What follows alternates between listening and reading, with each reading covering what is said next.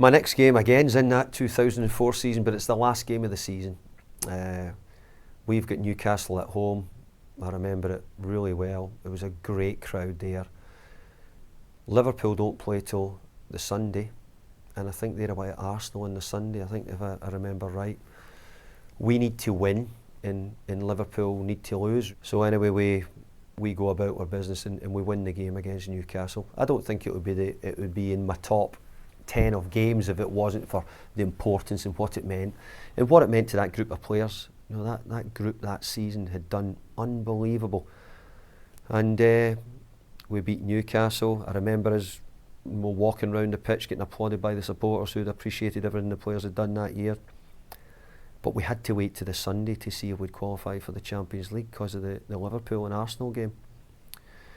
And I had said to the players, I'll tell you what we'll do, lads, is we can't celebrate because we don't know where we're going to be, but if the result goes well, we'll all meet in the docks in Liverpool. I think it was about 6:30 on the Sunday night. We'll wait on the result coming through. And as it went about, you know, we were all watching the game, and Arsenal won the game on the day, and which made sure that we were in the Champions League. And it was a great feeling to know that we had finished above Liverpool in the league, because it's not something that's happened. I think it's very few times in many years, and something which you know, I'm desperate to put right more if I can. I remember the Sky cameras were sort of waiting outside, and you know, they came into the house, and I regret it a little bit. I remember, you know, they came in and, you know, with a glass of champagne, because it's not my style normally, and it's not what I do, but I did think that, hey, this might not happen that often. And normally, you know, anything that you do that way, you keep it quite private. So we kept it private in the evening with the players, and but Sky were in right away because they wanted to know what it was like to finish in the Champions League. And I've got to say, it was magic. And the players were brilliant that season. They really were.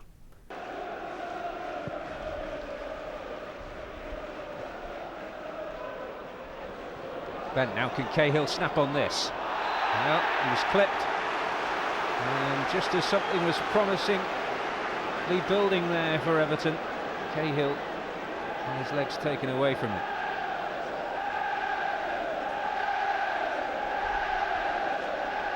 And this is a real opportunity. There are plenty of options here.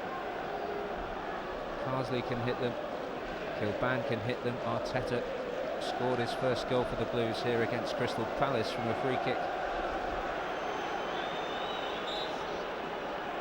Kilban pinning off behind the wall. Arteta will strike it! Shay Given in typical form. It's Kilban. Ferguson and Yobo looking to rise on the far post. But Arteta has proved his worth from free kicks, and Shay Given had to prove his worth there for Newcastle.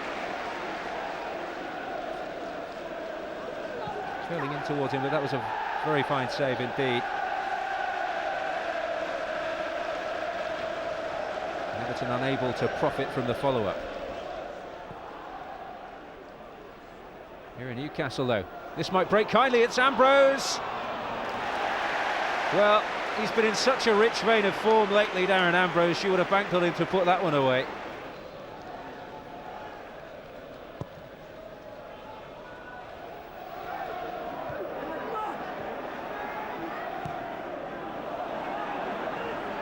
Over the top foot from Kilban. Bent was willing as ever. And he's won a free kick. Well, he can protest as much as he likes, Sean-Alain Boumsong, but Barry Knight is adamant that he's got a bit over friendly with Bent and got his arms around him. Finally the deliver comes in! It's David Weir! Well, he popped up out of nowhere, and the captain has got Everton the lead, and it could well be party time at Goodison after all.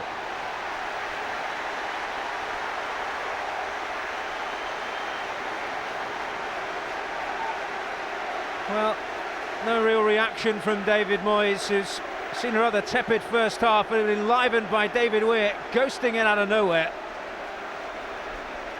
And Given had no chance.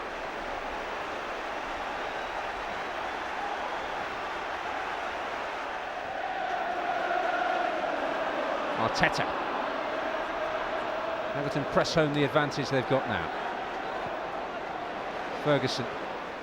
There's plenty of space for Hibbert on this right side. Carsley opts to use it. Now Bent. Has Bent got the beatings of Boumsong? He has. And there to pick up the pieces, Carsley. It's sat right for Arteta, falls to Cahill. And he does. Takes the opportunity.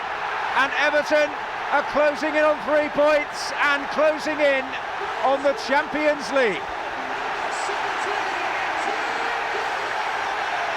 Tim Cahill, for many people the signing of the season, could have signed, sealed and delivered a place in Europe's elite. And Goodison rocking. And David Moyes, although he's not showing it, will surely equal these faces in delight.